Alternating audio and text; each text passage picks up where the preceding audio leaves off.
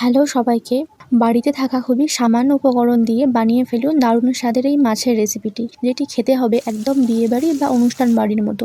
রুই মাছ বা কাতলা মাছ যে কোনো মাছ দিয়ে এটি বানিয়ে নিতে পারেন। মাছটাকে নুন হলুদ সর্ষের তেল দিয়ে প্রথমে ম্যারিনেট করে রেখে দেবো। তারপর মাছগুলোকে লাল লাল করে ভেজে তুলে নেব।